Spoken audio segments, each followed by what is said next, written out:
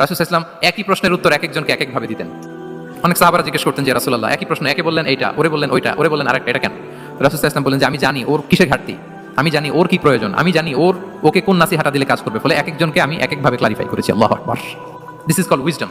অষ্টম হিজরিতে যখন মক্কা বিজয় হলো, তখন রাসূল সাল্লাল্লাহু আলাইহি ওয়াসাল্লাম আম্মা জান আয়েশার সাথে গল্প করছিলেন আর বলছিলেন, আয়েশা, তোমার এই মক্কাবাসী, তোমার এলাকার লোকজন যদি একটা কেওয়াস সৃষ্টি না করতো, তাহলে কাবার যে আসল শেপ, আমি ওই আসল শেপে এটাকে ফেরত নিতাম, কিন্তু নিতে গেলে এখন একটা ঝামেলা পাবে, এজন্য নিব না। ব্যাপারটা হচ্ছে আমরা এখন যে কাবাটাকে দেখি এটা হচ্ছে স্কয়ার আকৃতির, দূর থেকে দেখলে মনে হয় একটা বড় কিউবের সাইজ, কিউবের আকৃতি মানে স্কয়ার, চতুর্ভুজ। কিন্তু সাইয়েদনা ইব্রাহিম আলাইহিস সালাম যে কাবা নির্মাণ করেছিলেন এটা কিন্তু এরকম কিউব ছিল না, ওটা ছিল রেক্ট্যাঙ্গেল। রেক্ট্যাঙ্গেল ছিল, মানে আয়তাকৃতির ছিল, এরকম লম্বা। এই যে টেবিলটা যেরকম, টেবিলের যে শেপ এরকম ছিল, এরকম লম্বা কাবা ঘর ছিল আয়তাকৃতির, কিন্তু এখন এটা কমে স্কয়ার আকৃতির হয়ে গেছে। এর কারণটা কি? কাবা একবার ওখানে অগ্নিকাণ্ড ঘটার কারণে ধ্বংস হয়েছিল, ফলে কাবাকে আবার রিনোভেশন করা লেগেছিল, পুনর্নির্মাণ।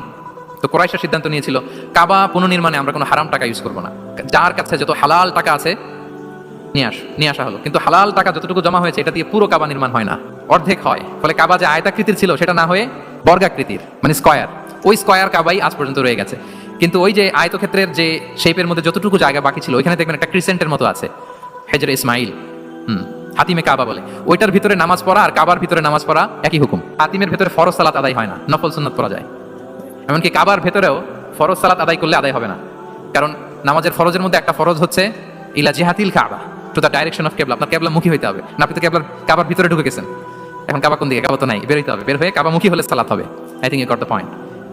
তো তাহলে রাসূল সাল্লাল্লাহু আলাইহি ওয়াসাল্লামের উইজডম বা প্রজ্ঞাটা এখানে দেখেন। আম্মা জান আয়েশা রাদিয়াল্লাহু তাআলা আনহাকে উনি বললেন যে, আয়েশা, মক্কা তো বিজয় হলো, মক্কার কন্ট্রোল তো এখন আমার হাতে, চাইলে আমি কাবাকে ভেঙে সেই ইব্রাহিম আলাইহিস সালামের যে বেইজ এরকম লম্বা করে শেপ দিতে পারি, কিন্তু দিব না, কেননা দিলে মক্কা একটা কেওয়াস হতে পারে। কি হতে পারে? কারণ তারা একেবারে ভেরি রিসেন্ট মুসলমান হয়েছে, তারা না বুঝেই বলবে যে সেই আদি কাবা, মুহাম্মদ এই কাবার অপমান করেছে, কাবাকে ভুলুণ্ঠিত করেছে, সম্মানকে নষ্ট করেছে, এরকম একটা কোশ্চেন রাইজ করতে পারে। এজন্য আমি করলাম না। সুবহানাল্লাহ। This is called wisdom. এটাকে কি বলে? প্রজ্ঞা।